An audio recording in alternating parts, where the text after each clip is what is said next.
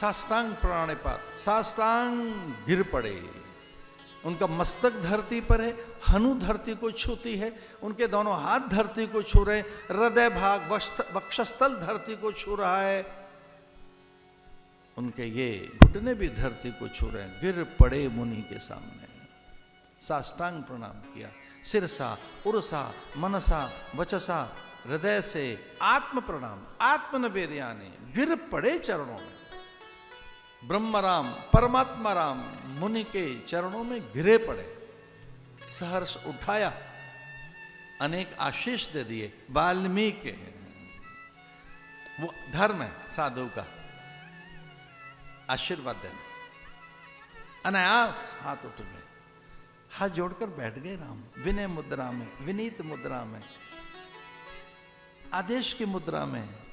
जिस दिन यह पता लग गया आपके गुरु को कि आप आदेश की मुद्रा में बैठे हैं, विनय की मुद्रा में, आप आदेश चाहते हैं, तो निसंदेह कोई आज्ञा मिल जाएगी। जिस दिन प्रार्थना की मुद्रा दिखी, विनीत मुद्रा दिखी, विनय की मुद्रा दिखी, याचना मुद्रा दिखी, और जिस दिन विद्या की मुद्रा दिखी कि कुछ पाना चाहते हो, कुछ आदेश के लिए उत्सुक हैं आप, और ऐसा कभी कहो ज्येष्ठ जनों से, संत जनों से, महापुरुषों से, महाराज कोई आज्ञा कीजिए। कभी आज्ञा मांगो उनसे, संभव है कि वो कोई आपको सदाज्ञा दे दें, कोई सदविचार दे दें, कोई सद प्रेरणा दे दें। अच्छी प्रेरणा मिल सकती है आपको। कभी कभी कहो उनसे कि कोई आज्ञा है क्या, और वो हाथ जोड़कर बैठ गए। विनय का भाव, विनय से ही महापुरुषों को आकर्षित किया जा सकता है। देवताओं को विनय प्रेमवश भई भवानी, और विनय बिना विद्या के नहीं आती है। और भगवान राम विद्या वारधि हैं, विद्या संपन्न है।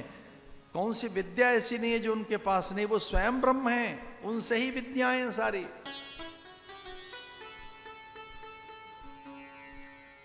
और वाल्मीकि देख रहे हैं कि ये क्या मांगेंगे, ये क्या कहेंगे।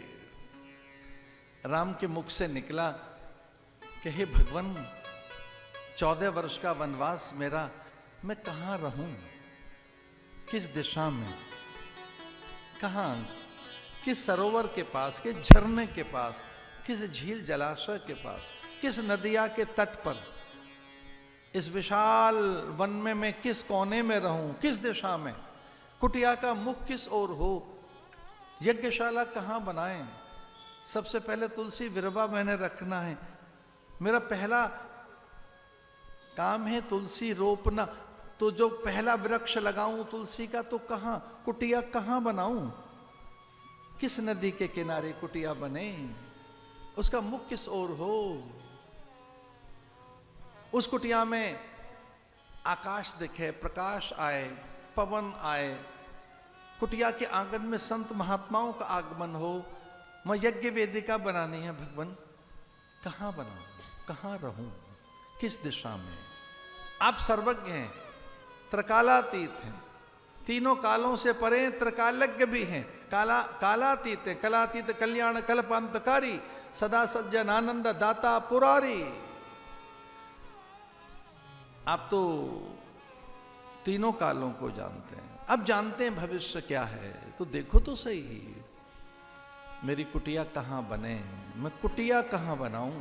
कुटीर, भवन नहीं। कभी कभी हम चौंक जाते हैं जब लोग ये कहते हैं हमारी ये कोठी है। कोठी है कि घर है? हम कोठी में रहते हैं। अरे घर बोलो भाई, आप घर में रहते हैं। ये हमारा बड़ा बंगला, हम बंगले में रहते हैं। अरे घर बोलो, हम घर में रहते हैं, अपने परिवारजनों के साथ रहते हैं। ये जो उधर बड़ी सी वाली है ना, हमारी कोठी है। अच्छा, पर घर कहाँ है आपका? वो तो कोठी है, घर किधर है? वही घर है। अरे घर बोलिए, विनय लाइए, विनीत स्वर लाइए, घर लाइए। घर में रहते हैं आप, परिजनों के साथ रहते हैं, परिवार के साथ रहते हैं। राम कहते हैं कुटिया कहां बना है। भाषा बदलना, सच में आनंद आ जाएगा। भाषा को भी संस्कारित कीजिए, भाषा में विनय लाइए, प्रसाद भाव लाइए भाषा में। भाषा अगर प्रासादिक बन गई तो जीवन ही प्रसाद में बन जाएगा।